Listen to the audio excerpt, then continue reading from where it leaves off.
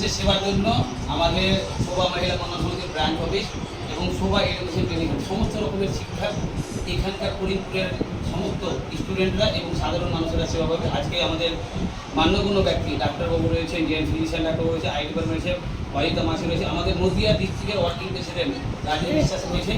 আমরা আজকে থেকে নদিয়া জেলা করিমপুরবাসীর জন্য আমরা ব্রাঞ্চ অফিস এবং শোভা এডুকেশন ট্রেনিং সেন্টার উদ্বোধন করলাম।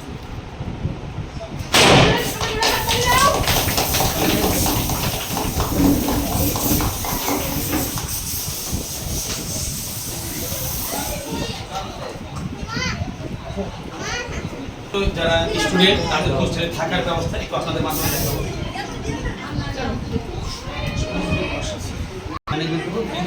তাদেরকে শিক্ষা দেওয়া হচ্ছে এবং আমাদের এখানে সমস্ত রকমের চিকিৎসা বিনামূল্যে পাবে, কারোর রক্ত দরকার পড়লে বিনামূল্যে পাবে এবং কারোর কিন্তু অপারেশনের ব্যাপার তাদেরকে আমাদের গভর্নমেন্ট যে কার্ডের মাধ্যমে যেগুলো হচ্ছে তারপরেও যে অনেক পেশেন্টগুলো থাকে না, যেমন হার্টের পেশেন্ট, ক্যান্সারের পেশেন্ট, সেগুলো আমরা দুর্গাপুর বা বাইরে নিয়ে ফ্রিতে অপারেশন করে দেওয়ার চেষ্টা করি।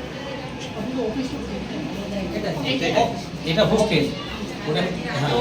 আর এখানে আমাদের কর্মসূচি শোভা মহিলা মঙ্গল সমিতি এবং শোভা এডুকেশনাল ট্রেনিং সেন্টার, এই দুটোই অফিস আমাদের এখানে আজকে শুভ উদ্বোধন।